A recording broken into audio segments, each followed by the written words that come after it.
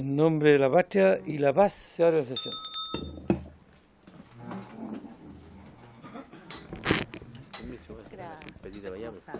La secretaria abogada dará lectura a la cuenta. Gracias, presidente. Se ha recibido el siguiente documento para la cuenta.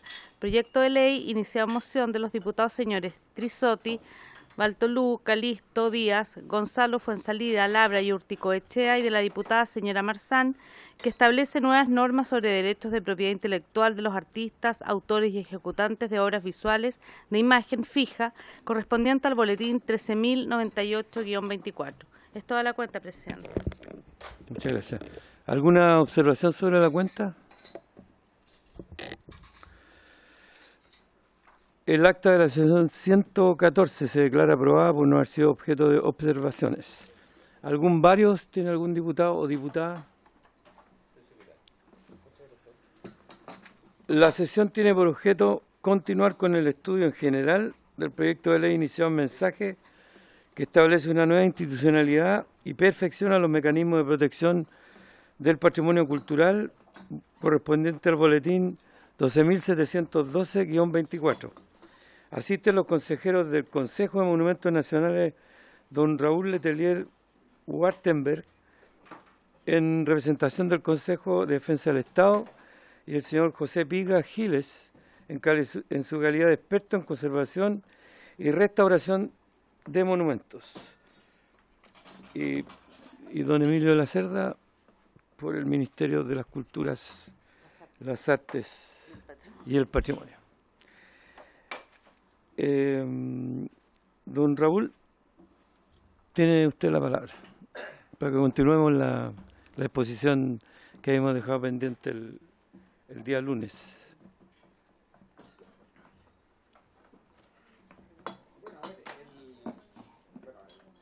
Sí, sí. Perdón, ¿no había quedado la pregunta pendiente? Ah, perfecto. Ya, entonces, las preguntas que quedaron pendientes, estamos los mismos diputados, pero yo quisiera que pudiera... Hay varias dudas que me quedaron con respecto a lo que usted planteó, acerca de que el problema escondía como escondía el objetivo final. Eso es algo que me llamó la atención y me gustaría que me lo pudiera explicar.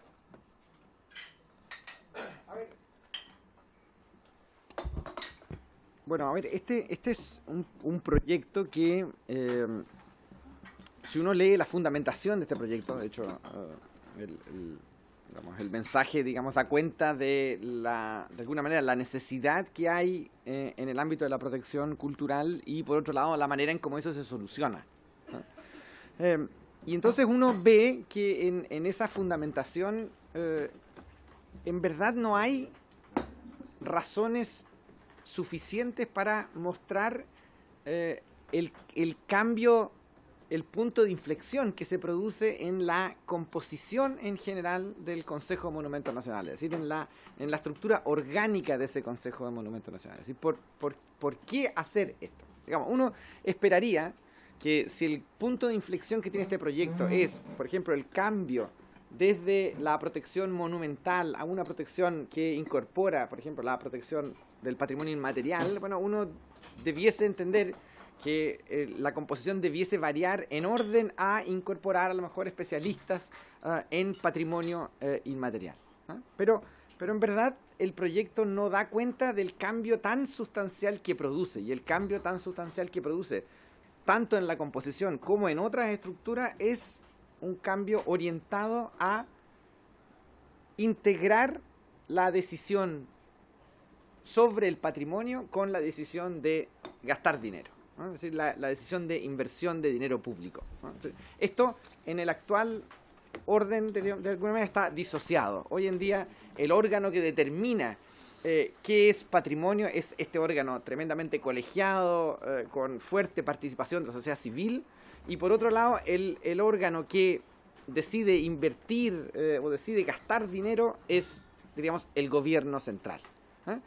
Eso hoy en día, como digo, está disociado. Entonces, en una lectura, diríamos, lo más caritativa posible sobre este proyecto, uno diría, está construido por alguien que considera que hay algo negativo en esta disociación, ¿no? Hay alguien que quiere de alguna manera integrar esto, ¿no? Es decir, de alguna manera, algo así como simplísticamente producido es, digamos, el que tiene el dinero que decida la protección patrimonial, ¿no? Y eso de alguna manera está escondido en el proyecto porque la fundamentación no da cuenta de eso. La fundamentación no dice que esto es realmente lo que hay detrás. Y entonces la cuestión es, ¿cómo eso está detrás? Bueno, está detrás porque la composición del actual órgano colegiado, que de hecho, es más decirlo, es un órgano colegiado que todo este tiempo ha ido en una línea completamente inversa a la del proyecto. De hecho, hasta hace muy poco, esta propia corporación aprobó una nueva incorporación a este Consejo de Monumentos Nacionales, que es la incorporación de un especialista paleontólogo, ¿eh? Y entonces esa incorporación, que ahora entiendo, no sé si estará ya despachado, pero creo que está en el Tribunal Constitucional esperando simplemente la modificación, digamos, la aprobación, pero entiendo que sea una aprobación solamente, digamos, de trámite aquí, es decir, en la línea de incorporar, bueno, este es un proyecto que va en la línea inversa, es decir, sacar muchos cargos de la sociedad civil, pero sobre todo reducir incluso la fijeza, la estabilidad de aquellos funcionarios que están dentro de la administración centralizada, ¿no? Es decir, dentro de una administración centralizada que uno esperaría que hay más, de alguna manera, contacto entre gobierno y Consejo de Monumentos Nacionales. Bueno, este es un proyecto que elimina de alguna manera todas esas trabas y transforma en un vínculo más o menos directo entre ya gobierno y el representante. De hecho, es más, la estructura del Consejo de Monumentos Nacionales en la parte de órganos centralizados, se transforma en solo representantes de ministerios. Representantes de ministerio sin un plazo, por ejemplo. Hoy en día todos los consejeros están nombrados por un plazo, ¿no? Ese plazo da un cierto grado también de fijeza y de estabilidad. El proyecto pretende, en el ámbito de los servicios centralizados, entregar solamente representantes sin plazo. Uno, por ejemplo, de los representantes es un representante del presidente de la República. Ese es un funcionario que no teníamos en el Consejo de Monumentos Nacionales. Bueno, ¿cuál es la razón que justifica la incorporación de un representante del presidente de la República en el Consejo de Monumentos Nacionales? Uno diría, bueno, eso tal vez si fuese un especialista en patrimonio inmaterial sería coherente con el leitmotiv del proyecto, pero bueno, en verdad no hay una explicación como tal. Entonces, la única explicación plausible es que lo que se quiere hacer es una integración, de alguna manera, entre la decisión de gobierno y la decisión de protección patrimonial, ¿no? Esto también sucede, y esto sucede muy fuerte en la vinculación entre la decisión del Consejo de Monumentos Nacionales. Hoy en día la decisión de ese Consejo es una decisión técnica que termina siendo una petición a la ministra de Culturas, una petición de que declare algo como monumento histórico, por ejemplo, monumento nacional, ¿no? La estructura de este proyecto, en cambio, ya ahora transforma al Ministerio en el superior jerárquico del Consejo de Monumentos Nacionales, ¿no? Lo transforma en el superior jerárquico. Es decir, las decisiones del Consejo de Monumentos son decisiones que van a ser revisadas completamente por el ministro o la ministra, ¿no? Es decir, la decisión técnica se somete a la decisión del gobierno central. La pregunta es, ¿por qué pasa eso? Y entonces la respuesta no está en la fundamentación del proyecto, no se clarifica, diga, ¿por qué razón?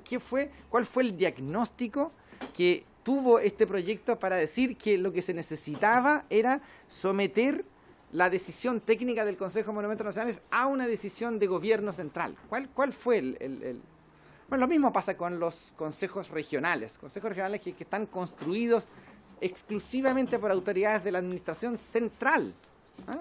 Un proyecto que en esa parte, de alguna manera, se trata de mostrar como un proyecto descentralizador, cuando en verdad lo que hace es precisamente concentrar, es decir, todas las autoridades esas de gobierno, los CEREMIS, son autoridades del gobierno central, ¿Ah? Entonces, es precisamente lo contrario a la descentralización. Entonces, la pregunta es, ¿por qué? ¿Cuál es el diagnóstico, entonces, nuevamente, que tiene este proyecto para poder hacer ese cambio tan radical? Y la respuesta, entonces, no puede ser sino otra que esta que he dado. El proyecto esconde la razón principal, y la razón principal es, como digo, la integración entre gobierno, decisión de gobierno y decisión técnica. Ok, muchas gracias. O sea, un representante del Ministerio de Obras Públicas, por ejemplo, un representante del Ministerio de Vivienda y Urbanismo, un representante del Ministerio de Bienes Nacionales, un representante del Ministerio de las Culturas, la Arte, el Patrimonio, experto en patrimonio cultural, un representante del Ministerio de Medio Ambiente, un representante del Ministerio de Economía, Fomento, entre otros. Es a lo que usted se está refiriendo, ¿cierto? Bueno, Porque, en parte, porque aparecen un representante del Colegio de Arquitectos, un representante de la Sociedad Chilena de Historia y Geografía, un representante de la Sociedad Chilena de Arqueología del Colegio de Arqueólogos, un representante del Colegio de Antropólogos con trayectoria patrimonial inmaterial, un académico de reconocida trayectoria del patrimonio, representante de instituciones de la educación superior, reconocidas por el Estado y acreditadas por un periodo de 4 años, un representante de la Asociación de Barrios y Zonas Patrimoniales y una persona cultora de un elemento inscrito en el inventario del patrimonio cultural de Chile creado en el artículo 35 de la ley. Aquí donde está el desequilibrio que usted plantea mayor. O sea, yo creo que el mejor desequilibrio, eso se los voy a dejar en el documento que les voy a enviar, es cuando uno compara... es cuando uno compara... Cuando uno compara la estructura actual con la estructura nueva, pero no solo, lo interesante es eso, es importante ver no solo la estructura, sino que la manera en cómo son nombrados también. Diputado Bartolú, por favor, está hablando el... Como digo, aquí esta composición uno tiene que verla en, diríamos, 3 niveles. Uno es la composición de cómo está compuesto hoy y cómo va a estar compuesto si un proyecto como este se aprobase. Esa es una cosa. La otra es que, como dije la vez pasada, si uno tuviera que categorizar los actuales miembros del Consejo de Monumentos Nacionales, uno lo podría mostrar en miembros de la administración centralizada, miembros de la administración descentralizada y sociedad civil, ¿no? Entonces, eso es bueno comparar con esa estructura este nuevo proyecto. Y uno, ¿qué es lo que ve ahí? Uno ve, por ejemplo, que todos los servicios descentralizados salen. Servicios descentralizados, bueno, por el hecho de ser descentralizados, son bastante independientes, son bien, digamos, autónomos, ¿no? Uno de ellos, por ejemplo, es la Universidad de Chile, que en este caso actúa con bastante autonomía. Es, digamos, la Universidad de Chile. El otro es el Consejo de Defensa del Estado, que es el órgano que yo represento. Esos 2 órganos, digamos, salen, ¿no? Lo otro es, si uno analiza, por ejemplo, digamos, representación de la sociedad civil, es una sociedad civil que se reduce completamente. Pero no solo se reduce, también se modifica la estructura de nombramiento, ¿no? Sí, por eso es bueno no solo ver los numerales, sino que ver los 2 incisos finales que muestran cómo se eligen. Hoy en día, la mayoría de las instituciones de la sociedad civil le entregan un nombre a la ministra para que esa es la persona que va a representar a la institución. Bueno, esto se cambia aquí. Ahora ya se entrega una terna y es de alguna manera ahí el ministro de la cartera correspondiente el que elige a la persona. Entonces, eso también va modificándose. Uno diría, pero ¿qué pasó ahí? ¿Cuál es el diagnóstico? ¿Qué se vio para poder cambiar esa estructura de nombramiento? Bueno, la respuesta es que, creo yo, que la más plausible es que en realidad la respuesta está oculta un poco en el proyecto y lo que quiere mostrar es simplemente volver a esa integración. Y si uno ve los servicios centralizados, ¿no?, donde el protagonismo principal son directores de museo, si uno ve también, ahí se produce un cambio radical también, ¿eh? Digamos, son servicios centralizados, es decir, están de alguna manera controlados por el gobierno, y entonces eso, uno diría, esperaría inmediatamente una integración mucho más fuerte con el gobierno. Pero lo interesante es que la estructura actual es una estructura basada en lo que decimos cargos por derecho propio, es decir, son personas que ocupan un cargo en la administración centralizada, y porque ocupan un cargo en la administración centralizada es que ocupan un cargo en el Consejo de Monumentos Nacionales. El director del Museo de Bellas Artes, ¿por qué es director del Museo de Bellas Artes? Es representante, es un miembro en el Consejo de Monumentos Nacionales. Es decir, para poder sacar al director del Museo de Bellas Artes del Consejo de Monumentos Nacionales, hay que sacarlos de la dirección del Museo de Bellas Artes. ¿Ah? Y entonces uno vuelve ahí a decir, bueno, ¿cómo sacar a alguien yo de la dirección del Museo de Bellas Artes? Bueno, si es una persona que está sujeta a un sistema de alta dirección pública, entonces no es que yo pueda sacarlo inmediatamente. Entonces está sujeto a una cierta estabilidad, incluso a pesar de ser un servicio centralizado. Bueno, lo que uno ve aquí ahora es lo contrario, es el representante del Ministerio de Obras Públicas, el representante del Ministerio de Vivienda y Urbanismo, representante del Ministerio de Bienes Nacionales, representante del Ministerio de Cultura, representante del Ministerio de Medio Ambiente. Todos esos representantes son representantes sin plazo, es decir, pueden ser sacados en cualquier momento. Son representantes que son elegidos, digamos, por el propio Ministerio directamente.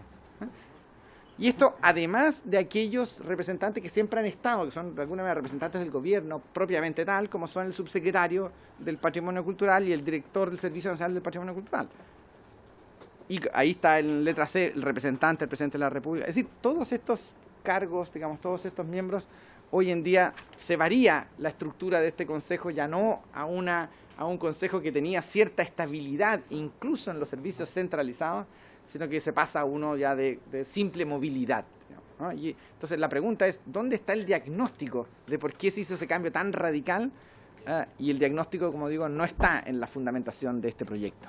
No se ve, ¿no? Yo no pude ver ninguna explicación más o menos plausible de realizar un cambio, como digo, tan radical, un punto de inflexión tan fuerte en la orgánica que tiene este ente. Ok, muchas gracias. ¿Algún diputado quiere preguntar? Sí. Muchas gracias. Subsecretario, tiene la palabra. Gracias, señor presidente. Saludos a todos las diputadas y los señores diputados y a todos los asistentes también a la sesión. Quizás ¿se escucha, no? Sí, sí, está bajito, sí. Flor. Sí. Bueno, puedo hablar más fuerte. También. ¿Ah? Está bajito. Sí, a ver, voy a retomar un poco la conversación que dejamos pendiente la semana pasada. Quisiera partir con volver a valorar el hecho de que estén los consejeros sentados en la mesa del Congreso exponiendo sus puntos. Lo digo bien sinceramente, creo que este es el lugar donde se tiene que poder canalizar la discusión sin perjuicio de otros debates que puedan surgir fuera de la mesa de esta comisión o del propio Congreso. El consejero Letelier ha puesto algunos puntos, no solamente los que ha enfatizado ahora, también expuso algunos más el lunes, y yo voy a hacer referencia a ellos. Tengo la convicción de que en ellos se puede avanzar y creo que hay muchos que ya están de hecho siendo abordados. Voy a luego comentar lo que hemos hablado con el presidente de la República en esta materia de las posibles indicaciones. Pero quisiera referirme a un tema más general, porque acá hay un foco muy grande puesto en la composición, en la administración del órgano, que en el fondo es la discusión, dicho así en crudo, en cómo se distribuye el poder, en cómo se toma la decisión, tanto en el órgano técnico como en los órganos de los consejos. Y ahí, de verdad, no es de extrañar que algunos miembros del Consejo Monumento resientan cambios en la composición porque pierden poder que hoy día tienen de manera muy fuerte, distribuido, o sea, concentrando toda esa decisión a nivel del país en un solo órgano de 22 miembros. Eso hay que decirlo tal cual, o sea, el Consejo Monumento hoy día, que viene del año 25 y tuvo una modificación en el año 70 y lleva casi 50 años concentrando ese poder omnímodo dentro del Estado, obviamente va a resentir que exista un proyecto de ley que cambie la manera en la que ejerce ese poder. Eso es bastante obvio, o sea, es como una especie de lógica de autodefensa de cualquier órgano que concentra poder, sobre todo cuando concentra de poder de manera tan fuerte. O sea, yo reitero porque estas cuestiones a veces como que se olvidan. Este Consejo Monumento ve todas las excavaciones, todos los permisos arqueológicos de Chile. O sea, alguien quiere excavar un sitio en Arica, un sitio en Iquique, un sitio en Magallanes, pasa por el Consejo de Monumentos. Pese a que pueda haber un arqueólogo sentado allá durante 20 años estudiando los sitios de arte rupestre del lago General Carrera, lo toma este Consejo de Monumentos en Santiago. Alguien en la zona típica de Coquimbo quiere construir un garage, pasa por este Consejo de Monumentos aquí en Santiago. O sea, la concentración de poder de todos los monumentos históricos, no sé qué, es brutal. Es completamente brutal. Y ese tema hay que decirlo y tal. Con esto no quiero desacreditar la discusión respecto a la composición, me parece una discusión válida, pero hemos concentrado ese debate en la composición, incluso ocupando definiciones que yo encuentro que no son apropiadas, decir que acá hay algo oculto, acá hay una agenda, no. Hablemoslo con transparencia, acá esta mesa ha sido completamente transparente, yo voy a decir qué es lo que se toma como oculto de lo que está detrás de esto y lo voy a explicar al tiro. Pero el proyecto de ley toca una dimensión que es la de cómo se distribuye el poder y plantea 3 niveles: una Secretaría Técnica Regional, un Consejo Regional y un Consejo Nacional. Por lo tanto, ya le quita mucha atribución al Consejo Nacional, porque le tira toda esa atribución a la región. Entonces, un órgano que hoy día concentra todo el poder del país, le quitan atribuciones para hacer a la región, ¿cómo va a reaccionar? ¿Aplaudiendo? Obviamente no. Va a sentir que le están quitando piso brutalmente porque lo están tirando para la región. Podremos discutir luego las composiciones, pero claramente aquí, y eso lo quiero decir muy claro, con mucha nitidez, ¿hay una pérdida de poder del órgano central actual? Sí, hay una pérdida de poder. ¿Y para qué se da esa pérdida de poder? Para entregarla a la toma de decisión regional. Sí, eso es así. ¿No? No sé, yo diría que es como un sentido mínimo de sentido de realidad de cómo está el país hoy día. O sea, un consejo que toma todas las decisiones del centro es absurdo. Bueno, pero eso... Ahora, no me quiero concentrar solo en eso, esa es la dimensión de cómo se distribuye el poder, de cómo se distribuye la toma de decisión. Pero este proyecto de ley, y cualquiera que ha leído el mensaje, que incluso en el programa de gobierno aparece así, tiene 3 dimensiones estructurales. Una es la revisión de las composiciones de los consejos. Y ahí hay una doble agenda. No solamente se revisa los órganos de sociedad civil, sino que también los del Estado. Y voy a ir al tiro al detalle. Este es un consejo monumento que tiene representante del Ministerio del Interior y el Ministerio de Defensa, que puede ser carabinero o un militar. Eso es así, y de hecho el Consejo de Monumentos ha tenido por muchos años, y no lo digo con ninguna tigre ni nada, o sea, han cumplido un rol útil al país. Pero hemos tenido sentado un militar durante muchos años siendo consejero del Consejo de Monumentos, y nosotros creemos que ese ciclo se cumplió y quería cambiar por otro órgano del Estado. Pucha, tremendo pecado. Pero eso no se menciona, solamente se mencionan los que son sociedad civil. Y yo voy a discutir ahora también los que son sociedad civil y por qué creemos que tienen que ser revisados. Esa cuestión no es pura bilis. Eso es diagnóstico acumulado. Pero junto al tema de los órganos, nosotros estamos planteando cambios que no se han mencionado casi nada acá y que son tremendamente radicales. Uno, actualizar el marco conceptual de esta ley. Esta ley tiene su marco conceptual desde el año 25, señores diputados. 25. La idea del monumento, la idea del monumento histórico, el monumento arqueológico, el monumento público, viene de 1925. Y Chile se ha dedicado a ratificar convenciones internacionales. La Convención de Resguardo de Bienes Patrimoniales en caso de conflicto armado del año 54, la Convención de Tráfico Ilícito de Bienes Culturales del año 70, la Convención de Patrimonio Inmaterial del año 2003 y la Convención de Patrimonio Cultural del año 1972, y no ha hecho ninguna modificación en sus cuerpos legales locales para cumplir con los compromisos que el país ha establecido con la comunidad internacional. Nada, no ha cambiado nada. Patrimonio inmaterial, ¿cómo está regulado en la ley chilena? Nada. Paisajes culturales, materias reguladas por UNESCO, nada. Sitios de memoria, nada. Ocupamos otra categoría para proteger sitios de memoria. O sea, el marco conceptual que se está cambiando es tremendamente profundo, porque se reemplaza la dimensión monumental por la visión patrimonial. Y cuando hablamos de patrimonio cultural, hablamos de una relación entre una comunidad o varias comunidades con un bien cultural. Por lo tanto, le transfiere, siempre tienes que ver con las comunidades como le asignen valor. Hay un marco conceptual aquí que se tiene que discutir, porque parte del problema que tenemos hoy día de falta de protección en Chile es porque nuestro marco conceptual ya quedó chico por hace años. ¿Cómo quedó chico? Zona típica y pintoresca. La idea del pintoresco, que nos pasa como colado eso. El pintoresco viene de la visión pictórica del siglo XIX inglesa. Y estaba pensada para ver cómo se pintaba algo. Pintoresco era algo digno de ser pintado, algo como parecía a los ojos. Bueno, veamos cómo se ha construido el supermercado Plaza Echaurren aquí en Valparaíso. Un falso histórico, un edificio de cartón piedra, que es un supermercado, expulsando a los vecinos, da lo mismo los residentes, da lo mismo la vida de barrio, no, meten un supermercado, un galpón decorado. Segundo piso tiene unas cortinitas falsas, atrás tiene una java de cerveza con unas cajas de bodega. Eso es lo que estimula nuestra ley, el falso histórico. La Serena, Coquimbo. hemos construido puras multitiendas con fachada a lo neocolonial, de cartón piedra, y adentro ¿qué tenemos?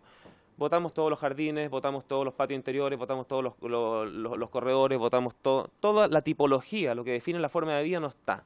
¿Y eso es por maldad? No, es porque nuestra legislación, nuestra categoría no dan el ancho. ¿Por qué no hemos protegido el patrimonio inmaterial por ley chilena? Porque no tenemos categoría. Bueno, hablemos de categoría, ahora no se tocó nada de la categoría. Pucha, que es importante hablar de categoría. Hablemos de instrumentos de gestión y financiamiento. Para resumir, ¿qué beneficio le da hoy día la ley de monumentos a los propietarios de los bienes? Cuando no tiene fines comerciales, el monumento histórico, que es una de las categorías en total, le permite que no pague contribuciones. Listo, se acabaron los beneficios. Eso es todo. ¿Qué significa esto? Casa Italia, no voy a justificar la quema porque acá hay una investigación que Fiscalía tiene que seguir y dar las responsabilidades. Pero el abandono que vemos en el patrimonio, la dejación, la obsolescencia material, Palacio Pereira, muchos otros. Bellavista Oveja Tomé, que hoy día el propietario no sabe qué hacer con ese tremendo bien, con todo lo que fue como industria para la región y qué sé yo. Porque no hay ni un peso, ni una herramienta de gestión para manejar el patrimonio. ¿Por qué hago la diferencia entre la plata y la herramienta de gestión? Porque hoy día una herramienta de gestión mínima sería que si uno protege un bien patrimonial, le exija al plan regulador comunal que integre ese bien patrimonial o esa zona dentro de la planificación territorial. Obvio. O sea, tú deberías poder mandatar a que el plan regulador de Santiago incorpore el barrio Yungay Brasil y determine herramientas para que se conserve el patrimonio y se puedan generar desarrollo sostenible en ese barrio. Lo mismo para todos los barrios, digan el barrio patrimonial que quieran, pero hoy día no está articulado el instrumento de planificación con la protección. ¿Qué significa eso? Que el patrimonio se entiende, por mucho que algunos consejeros no lo entiendan así, pero se entiende como una herramienta para congelar territorio. En términos de equidad social, esa cuestión es insostenible, porque tú terminás congelando barrios bien ubicados, destinando a que los pobres vivan en barrios de suelo barato, lejos de los centros. Entonces, obvio, y esa cuestión la ha visto toda la comunidad internacional, toda la doctrina, hay que articular los instrumentos de planificación con el patrimonio. Eso es evidente y no lo dice uno, lo dice la ONU con el Hábitat 3, lo dice la UNESCO, lo dicen todos. Esa cuestión es obvia, pero hoy día no hay ninguna herramienta que nos permita mandatar a un regulador para eso. ¿Proyecto neoliberal? Sí, claro. ¿Qué proyecto neoliberal mandata al instrumento de planificación para que ajuste sus instrumentos al bien común? O sea, lo digo, para que saquemos esa especie de discurso que se ponen arriba de la mesa como si nada. No es así. Y luego herramientas financieras. Este proyecto de ley está contemplando exención de impuesto territorial para los que tengan fines comerciales. ¿Para qué? Para que el caso de Casa Italia, lo mencioné el lunes, que paga al año 30 millones de contribuciones, al menos pueda no pagar esas contribuciones y permitir que eso compense lo que no puede construir, porque aquí se le está poniendo una imposibilidad de construir probablemente las torres que demolerían la casa, para poder mantener esa propiedad en términos del bien común. Pero no solamente el tema de contribuciones, a aquellos que pagan impuesto a la renta, y no son puras grandes empresas, porque esta es primera... ¿Le puedo hacer una consulta al tiro? Porque por un lado acabo de escuchar que los que están declarados monumentos históricos no pagan contribuciones. Cuando no tienen fines comerciales. Hoy día. ¿Y la Italia se suponía que tenía fines comerciales? A ver, No Casa entiendo. Claro, Casa Italia, ¿Por qué- uno por lo qué puede no en la página de impuestos por qué no internos, tenía esa protección? no sé, pero Claro, impuestos internos contribuciones. determina que Casa Italia paga cada 3 meses 7,5 millones. Eso y de hecho parte, lo comentó acá, no me acuerdo, algún diputado en la sesión del lunes, parte del problema es que está acumulando deuda por pago de contribuciones y probablemente la casa salga a remate. Y esa es una de las discusiones que estaba con la eventual compra del Estado. Ya, pero eso no es culpa del... No, lo que yo digo es que de la ley. los monumentos históricos, más allá de Casa Italia, digamos, los 1100 que hay en Ya. Chile, que no tienen fines comerciales no pagan contribuciones. Los que sí tienen fines comerciales pagan contribuciones. ¿Ya? Ahora, esa es una dimensión que incluso en términos absolutos de temas de presupuesto no tiene un gran impacto. Digo para el fisco, porque son en total, si uno extiende la exención, son 2.000 millones más o menos, cuando le aplica el 50% de beneficio, que es lo que trae esta ley. El gran beneficio económico que trae esta ley tiene que ver con el impuesto a la renta, que lo que contempla es que se puedan invertir en cada propiedad, no solamente en los monumentos históricos, en todas las que están en zonas patrimoniales y además en todas las que están en el plan regulador comunal. Aquí se incorporaron los planes reguladores comunales, se incorporó la Ley General de Urbanismo y Construcciones, para que en una zona de conservación o zona típica o inmueble de conservación y monumento histórico se pueda invertir para restauración, no es para llevárselo al bolsillo y comprar chocolito, es para restaurar la propiedad y eso genera bien público, sí. que se descuenta de impuestos en empresas y en en personas naturales, ¿ya? Además de eso, se está incorporando una modificación a la Ley de Donaciones Culturales que el diputado Díaz la ha planteado en algunos momentos como de orden general. Nosotros la traemos como orden particular para incorporar el Fondo del Patrimonio como un fondo en el que uno puede donar directo. O sea, una empresa puede donarle a un proyecto específico por Ley de Donaciones, Museo Precolombino, ¿cierto? Que le dona ahí. Eso existe hoy día, pero nosotros estamos ampliándolo para que tú le puedas donar al Fondo del Patrimonio, con lo cual vamos a tener un fondo que se va a repartir por concursabilidad, digamos un fondo solidario, si se quiere así, que tiene 60% de recursos en regiones, 40% en la metropolitana. Además de eso, por primera vez se hace un inventario del patrimonio nacional para poder cumplir con los compromisos internacionales de tráfico ilícito de bienes culturales. Mientras nosotros hablamos aquí, en la frontera, sobre todo en las zonas grandes de Chile menos controladas, salen piezas cotidianamente, salen piezas de cultura Tiahuanaco, salen piezas chinchorro, salen piezas atacameñas, por frontera, por tráfico ilícito de bienes culturales, eso lo sabemos, salen fósiles, todo el tiempo lo encuentran. Y Chile no tiene inventarios para regular ese tráfico ilícito de bienes culturales. Saben ustedes que el tráfico ilícito no es una materia de coleccionista altruista, esto es un negocio brutal, tan grande como el tráfico de drogas y el tráfico de armas a nivel internacional. ¿Cómo se financió el Estado Islámico con todo excavando sitios arqueológicos? Entonces, no lo digo porque voy a volver ahora al tema de la distribución del poder que partimos. Sí. Solamente lo que trato de decir, que es bien importante, es que un proyecto de esta naturaleza está abordando temas que son de esta escala, que afecta a este nivel de territorio y a este nivel de problemática. Y creo que es de toda justicia que al momento de hablar de las virtudes y los temas que tenemos que discutir, se vea el programa completo que es este. Ahora volvamos a la discusión de la distribución del poder. A ver, ¿cuáles son las justificaciones que están detrás de esto? Lo primero que hay que decir es que en el órgano nacional hoy día son 9 representantes uno podría decir 9, 8, dependiendo cómo lo lea, pero de la sociedad civil, como se llama, o de entidades que representan a sociedad civil. Y hay que tener cuidado cuando uno dice eso, porque algunas son sociedades científicas, otras son colegios profesionales. Ustedes pueden ver que los colegios profesionales lo que defienden son los intereses del gremio colegio profesional. No necesariamente, o sea, lo primero que hace mi colegio, el colegio de arquitectos, es defender los intereses de nosotros los arquitectos. Que regular cómo nos pagan, que no nos hagan niños, o sea, eso lo sabemos, ¿cierto? Que nosotros firmemos los planos y que no los firmen los ingenieros, eso es lo que le importa a mi colegio, ¿ya? O sea, entre otras cosas. Por supuesto tiene posiciones respecto a la ciudad, al bien común y todo. Pero los colegios profesionales lo primero que hacen es cautelar el interés de los gremios, eso es obvio. Bueno, esa visión está dentro del Consejo, está muy bien. Tenemos además al Instituto de Conmemoración Histórica, a la Sociedad Chilena de Historia y Geografía, a la Sociedad de Escritores de Chile, a la Asociación de Pintores y Escultores de Chile, entre otros. ¿Por qué hay una revisión a esos órganos que parecerían ser tan importantes para esto?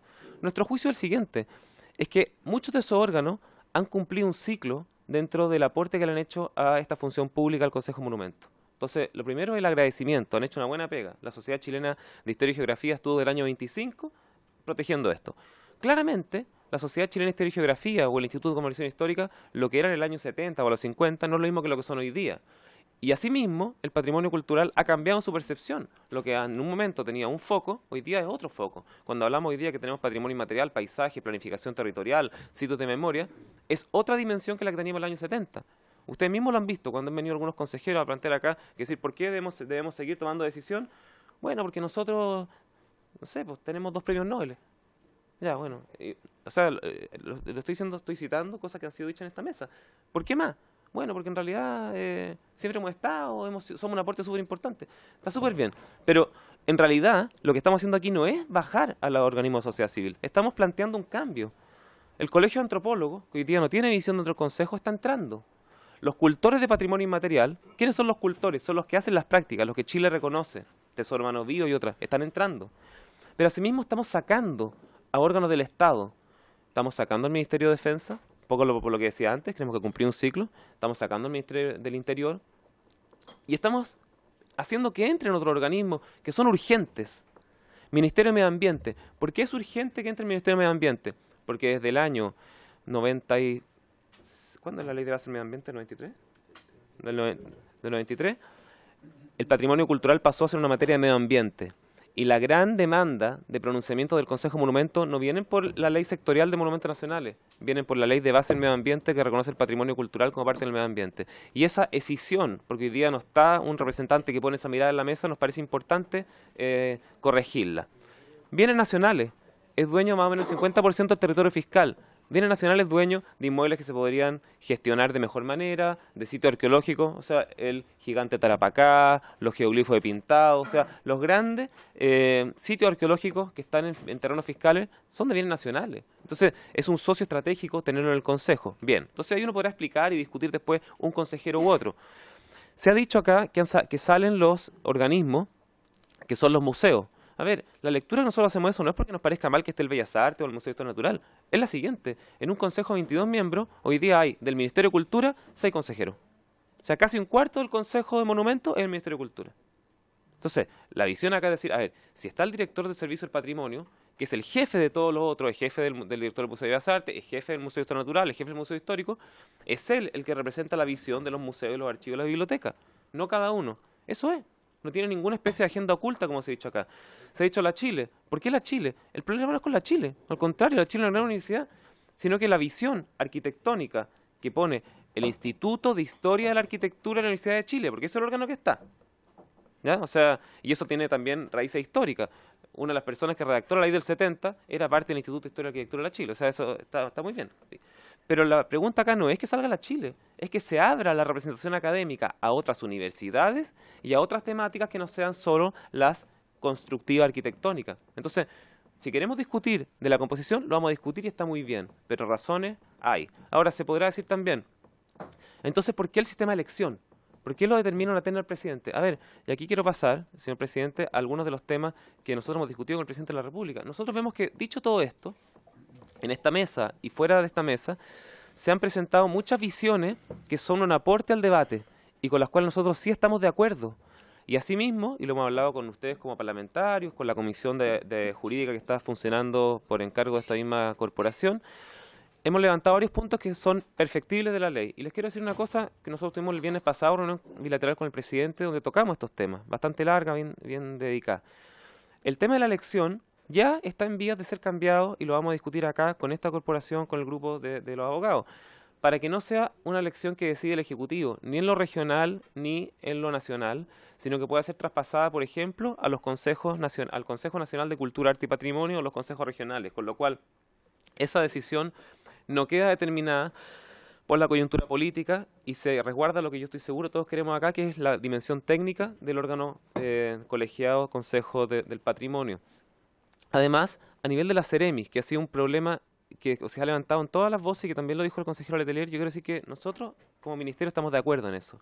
Y lo que se ha planteado en conversación con el presidente y nos dio el visto bueno en eso, es que a nivel de los consejos regionales, los representantes de los ministerios no sean los Ceremis, sino que sean expertos en patrimonio cultural de esa seremía. Eso, la verdad, yo lo estoy diciendo acá por primera vez, lo vamos a decir más en detalle, pero eso es un avance, y es un avance brutal, y es un avance fruto del debate que se ha tenido aquí, que ha sido un debate transparente. Acá no hay ninguna cuestión oculta, no hay ninguna especie de agenda rara, no. Acá sí ha dicho todo puesto tal cual sobre la mesa.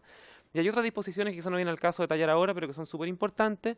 El tema que ya mencioné el lunes, del incorporar los subsidios, que también ha sido una materia que ha surgido acá fuertemente de parte de algunos parlamentarios.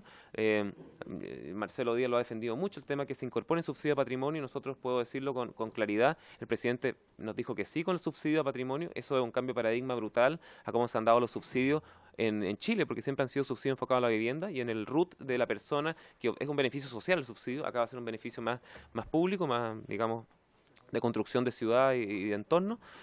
También hemos hablado del tema indígena, esa ha sido una gran discusión acá, y yo les puedo decir que eso también fue hablado con el presidente y se ha abierto una vía de solución para incorporar reivindicaciones, tanto en la composición de los consejos nacionales y regionales, que es una demanda que hemos discutido harto, señor presidente, y también de la categoría.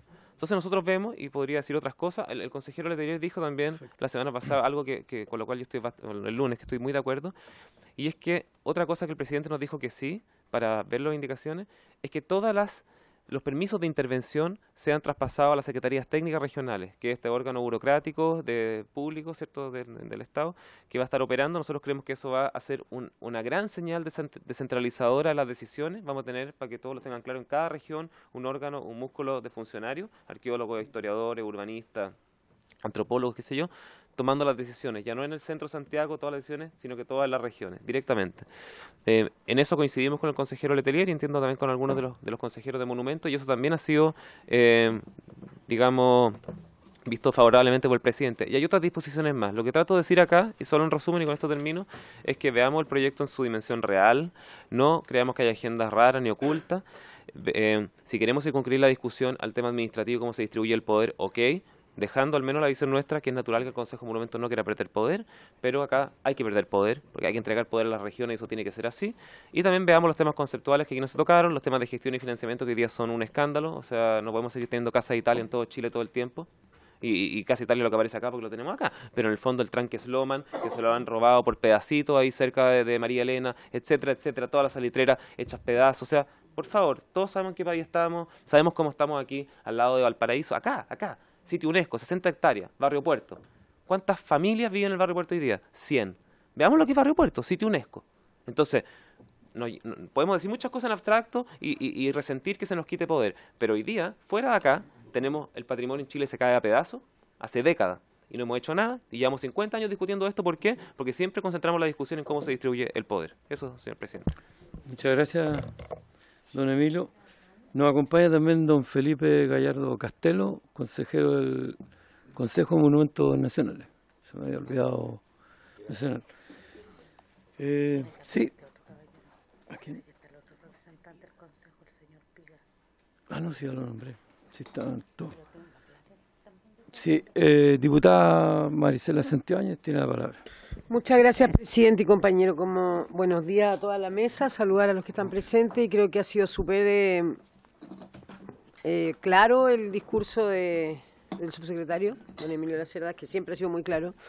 Y creo que tenemos Yo lamentablemente estoy un poco perdida, por eso le quería preguntar respecto a las votaciones, cómo van a ser y cómo vamos a avanzar y cuánto tiempo nos va quedando en el tema de las personas que estamos recibiendo, porque impacta esta noticia.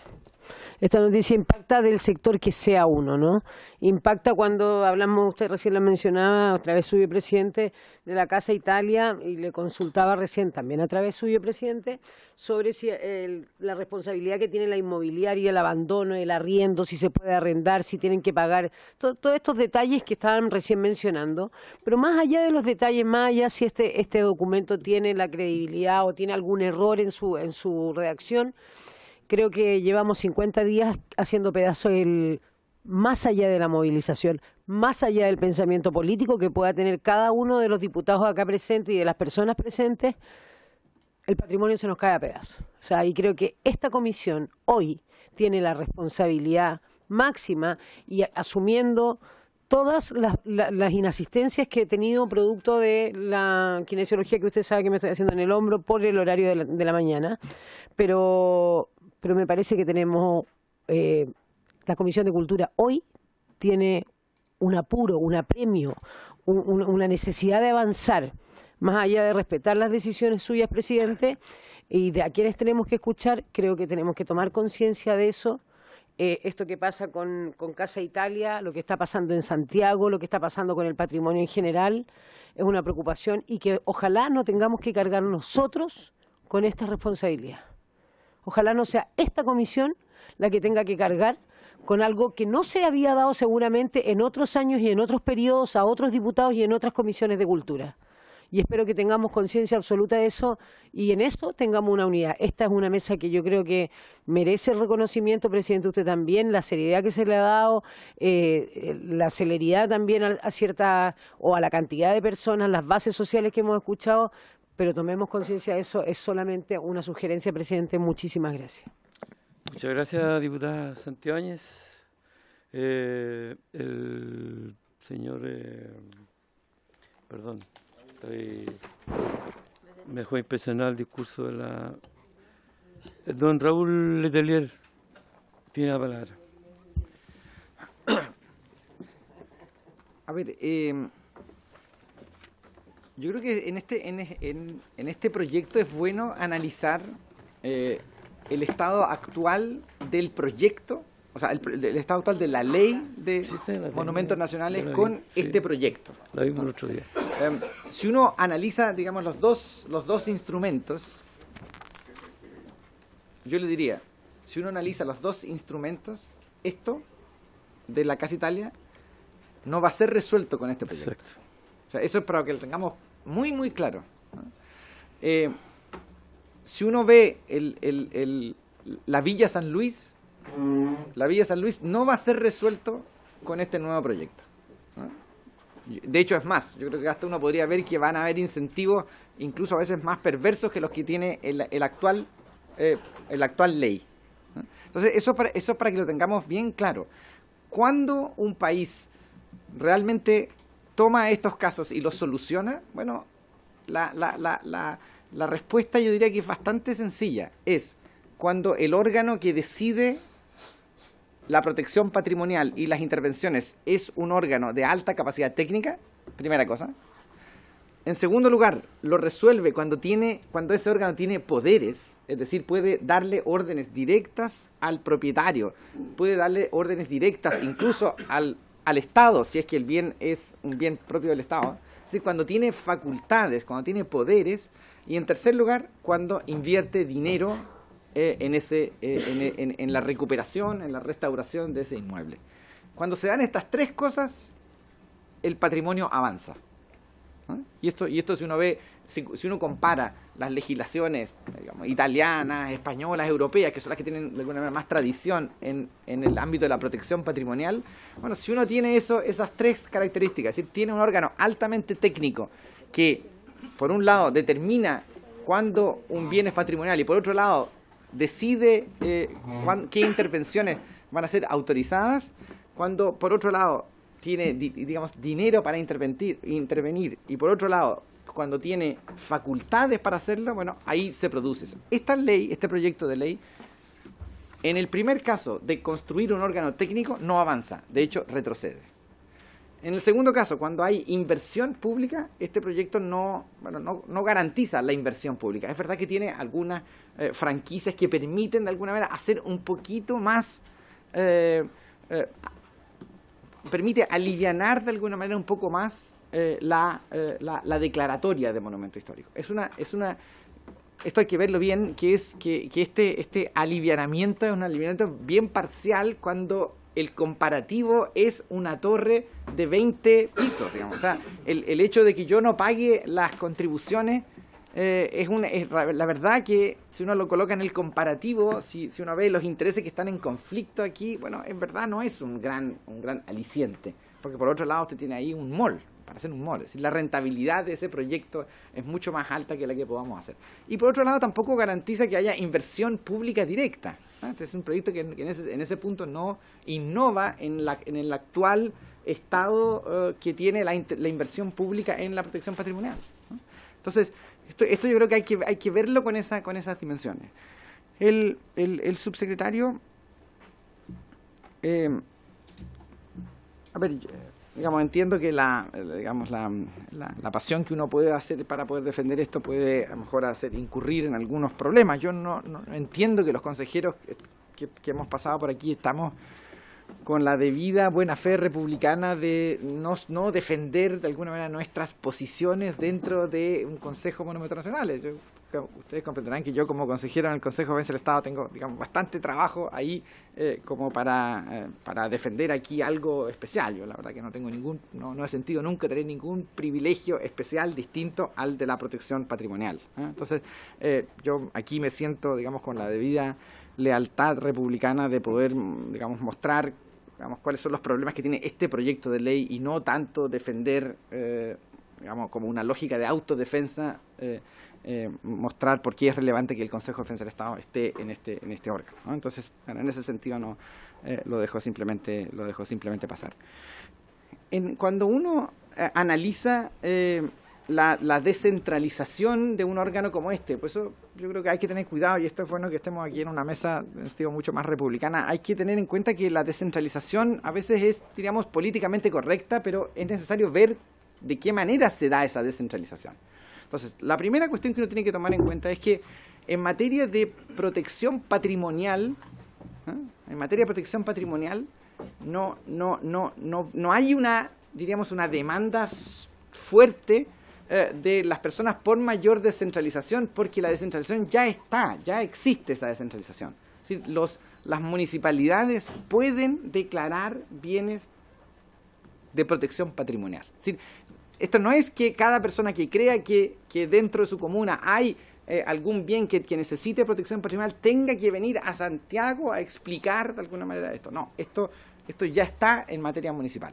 Entonces, ¿qué es lo que hacen los países, digamos, más desarrollados? Simplemente integran esa declaración municipal con la integración nacional. Es decir, cuando una municipalidad declara un bien de protección patrimonial, eso de alguna manera vale como declaratoria nacional. Esto, diríamos, es una cuestión que lo que tendríamos que hacer en un proyecto como este es simplemente realizar esa integración. Es decir, que eso ya, de alguna manera, hoy en día tenemos una integración municipal que está de alguna manera desconectada con esta declaratoria nacional. Y entonces lo que habría que hacer en ese sentido es, bueno, volver a integrar. Es verdad que aquí hay un punto que uno dejaría de algo desprotegido la protección patrimonial en bienes de ruralidad o en bienes que no están dentro de un plan regulador. Bueno, es verdad que eso, digamos, puede originar, pero convengamos que eso es una restricción bastante mínima, que uno podría ver algunas maneras de poder hacer eso, ¿no? Es decir, no es necesario hacer estos consejos regionales, que son consejos regionales que de cierta manera también debilitan de la manera en cómo están estructurados aquí. Yo no me refiero a, no sé qué otras discusiones se han hecho digamos, para poder mejorar esto, pero yo veo la composición actual de los consejos regionales y son consejos regionales que en algún sentido van a debilitar un poco esta decisión a nivel nacional. Y aquí no hay que descubrir nada para decir que una cosa es que esté un Ceremi y otra que esté un representante calificado de la propia seremía. Yo la verdad que encuentro que ahí hay algo un poquito de candidez en mirar eso de esta manera. Es decir, lo que hay ahí es que parece ser que es mucho mejor, si es que se quiere realmente descentralizar, es integrar las declaratorias municipales a la declaratoria nacional. El problema que tiene el Consejo de Monumentos Nacionales actualmente, es un problema, digamos, que todos lo conocemos, es el problema no propiamente de las declaratorias. El problema es los proyectos de intervención, es decir, personas que quieren modificar la escalera de su casa, modificar las ventanas en una zona típica, o cuando uno de sus bienes propios es declarado monumento histórico. Ese es el principal problema. Y eso es lo que, toda esta imagen de un órgano excesivamente burocrático que paraliza, que detiene proyectos de inversión o que detiene de alguna manera el funcionamiento regional, el problema es esto, son los proyectos de intervención. Lo que se necesita entonces es hacer fluir esos proyectos de intervención.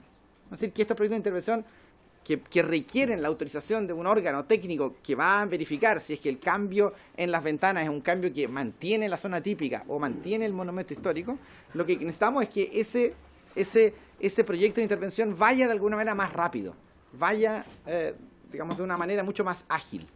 Eso no se logra con consejos que se reúnen una vez a la semana. Eso no se logra de esa manera, sino que se logra con un aparato administrativo, es decir, con personas, con arqueólogos, con arquitectos que están trabajando en una unidad, parte de una administración pública. Es decir, esa es la única manera en que esto se le va dando agilidad. Y eso, desde luego, regionalmente, tal como son las oficinas técnicas de nuestro Consejo de Monumentos Nacionales. Es decir, la manera en que podemos aspirar a ir levantando esa burocracia, en el sentido de que es necesario hacer esto. ¿Le puedo hacer una consulta al tiro, por favor? Esas oficinas técnicas entonces serían las que habría que reforzar, según su opinión. ¿No habría necesidad de crear otro?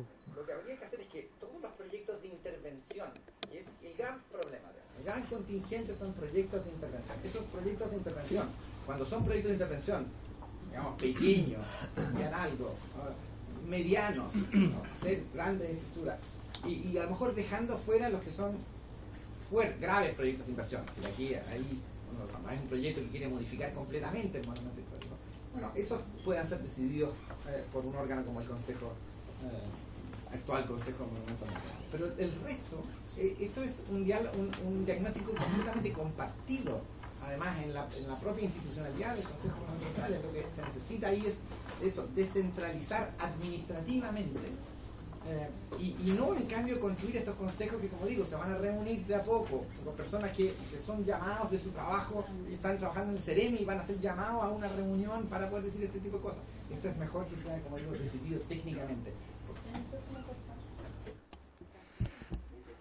Entonces es mejor que sea, como digo, decidido técnicamente, ¿eh? Y esa decisión técnica está en unas secretarías técnicas que ya están construidas. Entonces, en ese sentido, ya ni siquiera tampoco hay gasto fiscal en producirlo, y además va generando esto que les contaba que es propio. Los países desarrollados lo que tienen son órganos técnicos fuertes, potestades e inversión. Si vamos construyendo entonces órganos técnicos fuertes, ¿no?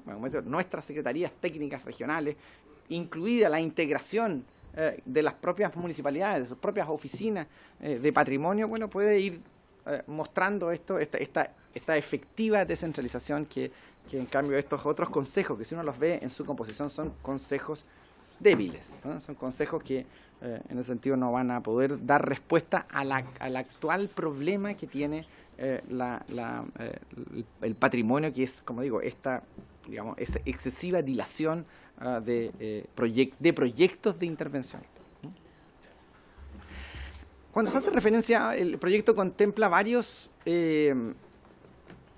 modificaciones en conceptos, ¿no? De las cuales el propio subsecretario hizo referencia, ¿no? Bueno, los conceptos hay que tener cuidado con esto, ¿no? Los conceptos por sí solos no resuelven cosas, ¿no? Es decir, por ejemplo, esos ejemplos que el subsecretario colocaba de falsos históricos, es decir, que se autorizó que una cierta construcción emulase la construcción antigua destruida. Bueno, esos falsos históricos se podrían originar igualmente con este proyecto de ley. Es decir, el concepto no soluciona, a lo mejor, si es que es el caso, yo no conozco específicamente el caso, pero si ese fue un descriterio de la autoridad administrativa, digamos, de los arquitectos, de los arqueólogos, de las personas, de los técnicos que valoraron eso y autorizaron una creación de un falso histórico, eso, créanme, este proyecto no lo va a cambiar. ¿Ah? Es decir, con el mismo concepto se puede ir produciendo lo mismo. ¿Ah? Entonces, por eso es que ahí hay que tener cuidado que este proyecto es rico en algunas concepciones. Bueno, hay que ver si es que efectivamente teníamos un problema. El Consejo de Moneda tenía realmente un problema en el manejo conceptual. Yo diría que yo nunca vi ese problema. La verdad, lo que había es mucha más amplitud y abandono en una autorización técnica. Los técnicos tienen sus conceptos, que son además conceptos que son movibles, que van cambiando con el tiempo. Y además que son conceptos, y esto es muy interesante también rescatarlo, el patrimonio cultural, digamos, no va, que antes uno lo veía de una manera mucho más estatizada, ¿no? Es decir, estaba dentro del Estado. El patrimonio cultural es una cuestión que se ha ido precisamente globalizando, es decir, va en dirección inversa, de alguna manera, a una regionalización, a una municipalización. Es decir, hoy en día se entiende que el patrimonio cultural es un patrimonio de la humanidad, no tanto, digamos, un patrimonio del sector, ¿no? Entonces, eso quiere decir que, bueno, la influencia de los tratados internacionales, de convenciones, en la protección jurídica del patrimonio ha sido, en ese sentido, mucho más, muy fuerte, ¿eh? Muchos se ha hablado, y con esto termino, muchos se ha hablado de los instrumentos de planificación, ¿no? Esto, de la manera en como el subsecretario los cuenta, yo me imagino que alguien que no conoce el texto tanto del proyecto se imagina una lógica de planificación general. Es decir, como que yo estoy planificando que usted va a hacer esto otro, yo le voy a dar dinero para esto, usted va a mejorar este tipo de cosas, va a poner guardias en la Casa Italia, no va a dejar que se destruya todos los interiores de la Casa Italia. Pero si uno ve las potestades legales que dan esos planes de planificación, la respuesta es cero, ¿no? Es decir, ahí no hay poderes, ¿no? Lo que hay son una cosa que por lo demás se hace actualmente, que son lineamientos de intervención. Así yo le digo de antemano la manera en que usted puede intervenir la Casa Italia, ¿no? Eso es lo que hay. ¿no? Pero no hay facultades, no es que, nuevamente, no hay una facultad de que el Consejo Permanente pueda ordenarle al propietario hacer cosas. Eso el proyecto no lo tiene, ¿no? Entonces, como digo, eso tampoco da cuenta de esta necesidad que tiene la protección patrimonial en ese sentido. Muchas gracias, diputado Bartolú, y después le quiero dar la palabra a don José. Es una ¿quiere consulta al señor Letelier. Lo que digo, siempre he tenido dudas de cuando se nombra o se denomina una propiedad declarada monumento nacional o lo que sea. Se le pregunta al dueño si él quiere que se declare como... Sí. Si es opcional, si le preguntan al dueño, ¿quiere que le declaremos la propiedad como protección a la humanidad, lo que sea? Porque la verdad que encuentro injusto, y leyendo el artículo justamente acá, el señor Arata habla de que él lo perjudicaron al nombrarle su casa como patrimonio de la humanidad o patrimonio cultural, y que quedó en la indefensión porque no puede hacer absolutamente nada. Entonces yo creo que aquí a lo mejor dentro de la ley podría ser que si se declara una propiedad patrimonio cultural, el Estado debería comprarlo inmediatamente y no dejarlo que la persona, él se las arregle, porque la verdad que viendo la estructura de la noticia, de verdad que deja esto que desear que una persona, ¿no es cierto?, porque a alguien se le ocurrió, porque el papá, el abuelo, lo que sea, construyó una casa muy bonita de la época, alguien se le declara patrimonio y le perjudica la propiedad. Por lo tanto, no sé si en esta ley podría ir que cuando se declara monumento nacional o lo que sea, si no es estatal, que le compren la propiedad a este señor, porque la verdad que no hay cómo defenderla, porque no... Yo sé que en Iquique, se fue Renzo en este momento, pero en Iquique una calle, ¿no es cierto?, que es patrimonial. Efectivamente, las fachadas son exactamente las mismas que fueron del año 1800 y tanto, pero el interior está corregido, está construido por atrás, y uno ve cuando pasa por la calle, ve cómo eran, ¿no es cierto?, las calles en ese tiempo. Entonces me gustaría saber si la opinión de él, si aquí se declara patrimonio, debiera comprar el Estado. Muchas gracias, diputado Bartolú. Tenemos a don José Viga Giles. Si esperamos, porque puede ser mejor que juntemos las preguntas y después el subsecretario. Muchas gracias, señor presidente. Primero que nada, quiero agradecer, por supuesto, esta oportunidad y la voluntad que la comisión y todos los honorables diputados y diputadas han tenido para escuchar todas las opiniones que se han manifestado respecto de este proyecto tan importante, particularmente para este sector. Ahora, yo quisiera brevemente referirme solo a dos cosas. Uno, que es la fase que podría comenzar ahora, desde esta suerte de encuentro que hemos tenido con el subsecretario, los consejeros, y tal vez una nueva disposición a conversar. Y la segunda cosa que quería referirme también brevemente es al caso de la Villa San Luis, que entiendo que ha sido visto en esta comisión varias veces. Yo diría que el punto básico aquí es cómo logramos mayores capacidades para actuar sobre el patrimonio. Yo ahí creo que estoy hablando como las cuestiones bien generales. Primero me parece que se requiere una gran voluntad al respecto, una voluntad pública de meterse en el problema. Eso significa que cualquier cosa que uno haga tiene que ser una cierta institucionalidad, una cierta entidad, etcétera, que tenga justamente las capacidades para hacerlo. O sea, tiene que tener, como se dice vulgarmente, tiene que tener dientes y garras para poder efectivamente actuar y cambiar la realidad actual, nuestra actual realidad de obsolescencia y deterioro. Entonces, qué sé yo, por ejemplo, Valparaíso, que está aquí al lado, que conocemos bien. Valparaíso necesita, aparte de que, no sé, conversando con expertos internacionales y qué sé yo, la primera conclusión es, mira, Valparaíso necesita no 50, ni 100, ni 500, sino que necesita varios miles de millones de dólares en un tiempo prolongado. Para eso se necesita tener proyectos, para eso se necesita tener un cierto acuerdo general sobre cuál es el Valparaíso que uno quiere construir, digamos, ¿no es cierto? Se necesita articulación, coordinación entre el sector público y el sector privado, etcétera. O sea, una cantidad de operaciones más o menos importantes y grandes para las que hay que tener mucha voluntad política, hay que tener inteligencia e imaginación, digamos. Se necesitan una cantidad de proyectos que tienen que estar puestos en una cierta línea de trabajo, etcétera, etcétera, en un plazo de 10, 20, 30 años, 40 años, no sé cuánto. Entonces, significa una gran operación. Entonces, eso requiere de esta voluntad que señalo. Ahora, lo que decía es que creo que podemos partir hoy día, yo veo que hay una cierta apertura distinta que nos permitiría poder conversar mejor estas cosas. Entonces yo llamo a que podamos efectivamente abrir ese diálogo, que será aquí, será en otras instancias fuera de esta, ¿no? A partir de aquello que podamos, las partes en cuestión, señalar como aquellos irrenunciables, digamos. Y también aquellas cosas en las cuales estamos dispuestos a abrirnos, que yo creo que muchos de esos han aparecido acá. Yo diría que el tema de la protección y la conservación, por supuesto que es nuestro primer irrenunciable. ¿Cómo se hace eso? Es lo que hay que debatir, ¿no es cierto? Y el segundo irrenunciable es el tema de la participación real.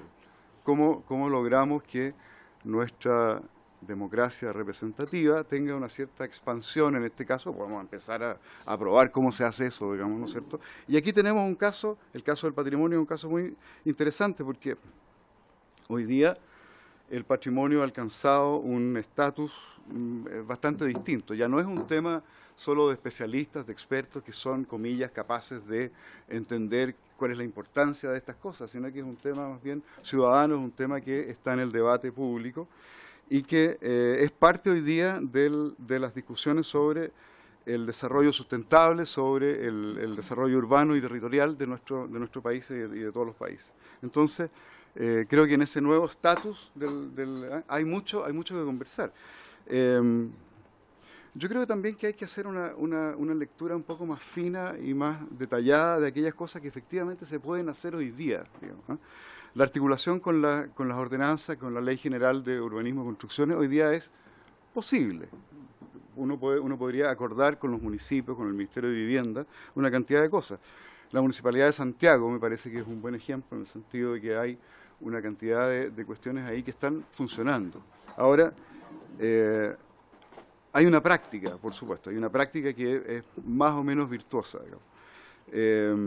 Pero se carece, por supuesto, de la adecuada coordinación, porque nuestro Estado, nuestro sector público es bastante, le cuesta mucho la coordinación, para decirlo de una manera rápida y eficaz. Nuestro Estado hoy día no se coordina adecuadamente. Por lo tanto, ahí tenemos una cosa que tal vez, junto con las leyes, yo creo que hay que generar una práctica que sea un poco más expansiva en este sentido. Entonces, creo que podemos superar estas suspicacias que han aparecido acá. Creo que podemos mejorar las reacciones que han habido respecto del planteamiento de esta ley. Y yo no sé, yo no tengo por qué pensar que hubiera un currículum oculto detrás, digamos, de esta presentación. Pero sí es necesario aclarar el punto, porque efectivamente en nuestro ámbito general, actual, en curso, por decirlo así, de desconfianza generalizada, creo que es necesario hacer aquí una suerte como de limpieza. La segunda cosa entonces que quería mencionar acá es sobre el caso de Villa San Luis. Lo quiero mencionar porque es un caso bien emblemático y nos puede arrojar algunas luces sobre qué cosas se pueden y qué cosas no se pueden hacer hoy día con nuestra actual ley y qué es lo que podría pasar a futuro. Quiero plantear 7 puntos que son un poco la historia del caso. Primero, a petición de la Fundación Villa San Luis, que en ese momento estaba en formación, básicamente don Miguel Launer, el Premio Nacional de Arquitectura, y Jaime... ¿Voy a interrumpir sí, un momentito? Porque voy a pedir la extensión si están todos de acuerdo, de 5 minutos, porque estamos llegando nuevamente al plazo fatal. Le volvió a tocar al subsecretario, no puede contestar. ¿Hay unanimidad? Entonces, adelante. Gracias, señor presidente. Se declara entonces, en la sesión del Consejo de Monumentos Nacionales del 28 de junio de 2017, se declara monumento histórico y se publica el 29 de julio de 2017 el sitio de Villa San Luis, que identifica valores, comillas, fundamentalmente de carácter históricos, incluyendo los relacionados con la historia de la arquitectura y el urbanismo. Esta es un área de 4.329 metros cuadrados y en la cual en la declaratoria, tengo aquí la publicación en el diario oficial, que la puedo dejar para conocimiento de los diputados y diputadas. En esa declaratoria no se identifican atributos específicos, sino que solo los valores, que son relacionados con la historia de la arquitectura y el urbanismo. Luego, desde la declaratoria se inician conversaciones, por un lado, con la Fundación Villa San Luis, particularmente con el arquitecto Launer y con el resto, otros miembros de la Fundación, con autoridades de la Municipalidad de Las Condes, con ejecutivos y arquitectos de la inmobiliaria Nueva Las Condes, que es el propietario del predio, y consejeros y profesionales de la Secretaría Técnica del Consejo de Monumentos Nacionales para poder avanzar en la idea de un memorial, que era lo que estuvo siempre sobre la mesa.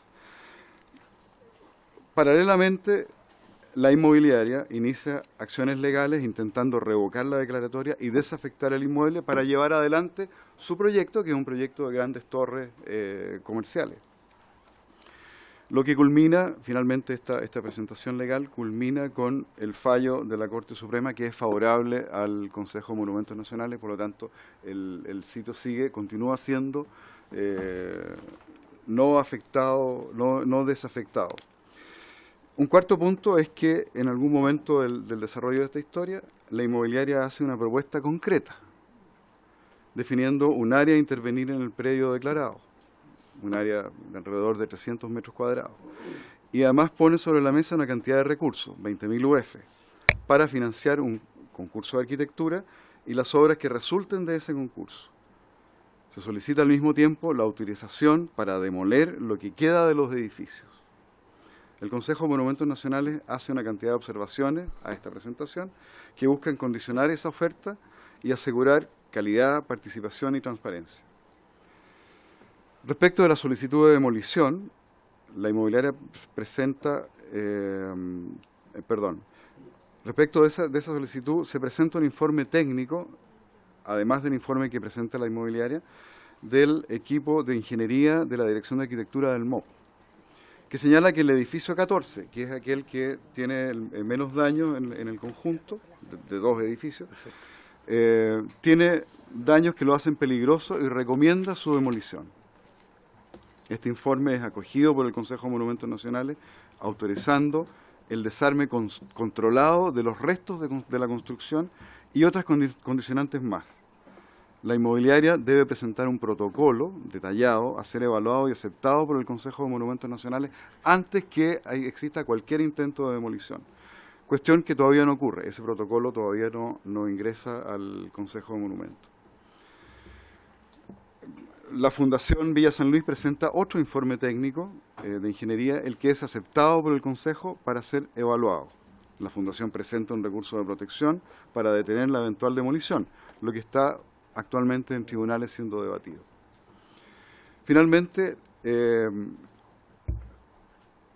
durante todo el tiempo, desde la declaratoria del 2017, con fases de mayor o menor intensidad y reserva, con acercamientos y desconfianzas, con avance y retroceso, lo que ha habido es contactos y conversaciones entre las partes, dirigidas a hacer posible una gestión que culmine en una mejor intervención en este lugar, ese memorial del que se hablaba. Lo que resulte nos parece que será testigo de las capacidades que se puedan desplegar o no desplegar, señor presidente. Así que creo que este ejemplo nos parecía importante aclararlo en este sentido, cuál ha sido la historia de este caso. De alguna manera da cuenta de cuáles son las limitaciones y cuáles son las posibilidades. Por lo tanto, yo creo que yo llamaría a que hiciéramos un detallado análisis de las prácticas posibles hoy, digamos, y de qué manera podemos efectivamente mejorar esas prácticas y darles un carácter normativo, institucional, de mayor capacidad, en el sentido que señalaba de que tuviera mayores capacidades nuestra institucionalidad patrimonial en este nuevo ámbito, en esta nueva realidad que tenemos por delante. Muchas gracias. Muchas gracias. Me comunica la secretaria que tenemos la sesión de sala a las 10:30, así que tenemos todavía un tiempo, claro, no a las 10. Entonces podemos tener un tiempo más largo si están de acuerdo ustedes. ¿Ok? Le doy la palabra a usted para que pueda responderle al diputado Bartolú, tomando en cuenta el tiempo. Bueno, a ver, la pregunta que me hace el diputado es si es que el propietario es consultado en el procedimiento de declaratoria de un bien como monumento histórico. Por ejemplo, en el caso de la Casa Italia. Sí. Entonces, la ley, en verdad, la ley nuestra es una ley que no establece ese trámite directamente. Ahora, la ley es una ley que tiene que ser también integrada por otra ley, que es la ley 19.880, que es una ley que regula todos los procedimientos administrativos, es decir, todos los procedimientos que se hacen dentro de la administración pública, ¿ya? Y esa ley de procedimientos administrativos es una ley que contempla lo que se llama un principio de contradictoriedad, es decir, es bueno, es razonable que se llame al propietario, ¿no? Y en esto los tribunales, en aquellos casos en que el Consejo de Monumentos Nacionales no citó, ha representado el hecho de que es correcto que cite, ¿no? Otra cosa es si es que no lo cita, eso implica la nulidad del acto. Eso es una cuestión distinta. Pero lo que sí es que hoy en día hay cierto acuerdo de que es correcto, es razonable, es bueno que sea citado el propietario. Ahora, comprenderán que la oposición del propietario no significa la no declaratoria del bien como monumento histórico. Es decir, el monumento como tal es un monumento cuya declaratoria deriva de un juicio técnico de este gran Consejo de Monumentos Nacionales. Y por ende, la opinión del propietario es una opinión que entra dentro de un pool de antecedentes, digamos, donde está la propia petición y el juicio de valoración histórica que le corresponde a este órgano colegiado, ¿no? Entonces, en ese sentido, la opinión del propietario, que uno podría pensar que un propietario que no le guste este régimen autorizatorio, podrá decir que no quiere este régimen autorizario. Eso es solamente un dato dentro de su negativa no inhibe a la autoridad esto es, por lo demás, es bastante obvio, digamos, porque hay ahí una protección patrimonial. Ahora, lo que sí es que es bueno tener en cuenta es que declarado un bien como monumento histórico, eso no quiere decir que este bien, por lo menos legalmente, en la ley actual y en el proyecto de ley, esto no implica que no se pueda hacer nada en ese proyecto, ¿no? Es decir, por eso es que es bueno tener claro que de acuerdo a la ley no es que se congele, no es que no puedan arrendar el bien, no es que puedan hacerle modificaciones. Lo que se necesita es que si usted quiere hacer una gran modificación, tiene que tener la autorización de un órgano que valora si es que la modificación que usted va a hacer está en la línea del proyecto. O sea, ese es el punto, ¿no? Entonces, el problema que tenemos es que esos proyectos de intervención en ese monumento histórico están tardando muchísimo, ¿no? Y entonces, la imagen de que la declaratoria congela el patrimonio deriva del hecho de que estas peticiones, estas autorizaciones se tardan mucho tiempo. ¿Y por qué? La pregunta es, el diagnóstico es, ¿y por qué se tardan mucho tiempo? Bueno, se tarda mucho tiempo no por el funcionamiento del Consejo de Monumentos Nacionales. Su tardanza deriva a la escasez de aparato administrativo, es decir, la escasez de profesionales. Eso es lo que nos falta. No nos faltan en general miembros de nuevos consejos, ¿no? Lo que nos falta es personas técnicas que hagan expedientes administrativos y que nos digan, oiga, esto va por esta línea, recopilen información. Entonces, ese es el problema. Entonces, por eso es que hay que ver bien. Se puede hacer cualquier cosa, digamos, en un monumento declarado monumento histórico. Lo único que requiere la autorización de un órgano que vela por la protección del patrimonio.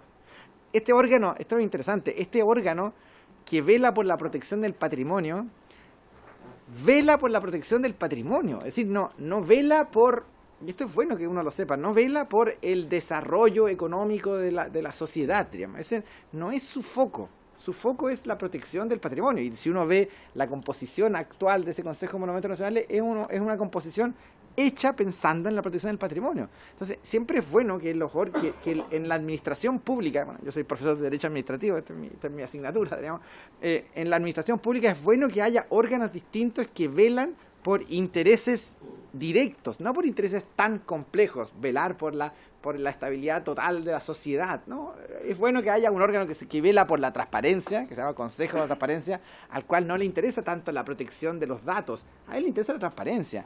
Otro órgano que vela por la protección del patrimonio. ¿Por qué vela por la protección del patrimonio? Un tribunal que defiende la competencia, la libre competencia, no le interesa tanto los subsidios estatales en zonas extremas, le interesa la defensa de la libre competencia.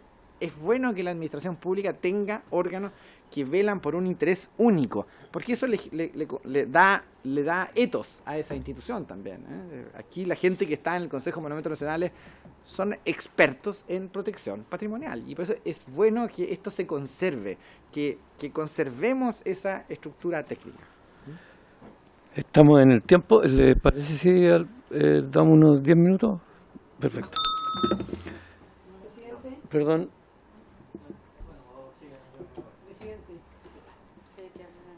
Sí, diputada Santiago. Claramente ando con mala suerte porque hoy día cambié la hora efectivamente para las 10, así que me voy a tener que retirar. Pero la pregunta, insisto, los plazos de las votaciones, si es que existen, presidente, no es por incomodar.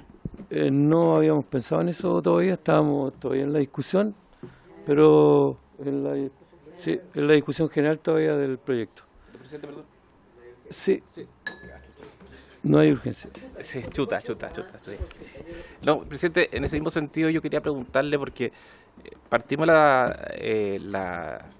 invitando acá en junio, entonces yo creo que sería bueno colocarnos un plazo para votar en general. Votar en general no significa que vamos a enviarlo a la sala, significa verlo en particular, ver las indicaciones del Ejecutivo, Sí. entonces, no Sí, sé. eso tiene una razón que lo habíamos conversado, que este proyecto nació con un problema de participación que se alegaba, y a mí me parecía que en la sala, o sea, que en esta mesa tenía que darse eso, y estamos recibiendo recién participaciones o audiencias que nos están aclarando varios puntos que son importantes discutir. Yo no sé si se han discutido afuera, pero eso es un problema de afuera, de mesas técnicas que se hicieron, pero hay gente que reclamaba, y por eso fuimos dando una capacidad de poder resolver en esta mesa, recibir a las personas que tienen interés en el proyecto, personas que a nosotros nos interesan. Estamos fuera de tiempo, así que lo primero, no hay unanimidad para... No hemos visto la fecha, estamos poniendo de acuerdo. Yo le pido, presidente, que nos coloquemos alguna fecha, porque todo proyecto de ley tiene por lo menos un calendario para saber cuándo usted pretende que se vote, a lo menos en general. Sí. Lo vamos a seguir discutiendo, pero la sesión está terminada. Cumplimos el tiempo y no hay unanimidad para poder seguirla. Fuera de eso, nosotros estamos fuera de sesión. Ya terminó la sesión. Se levanta porque se cumplió el objetivo. Apaguemos.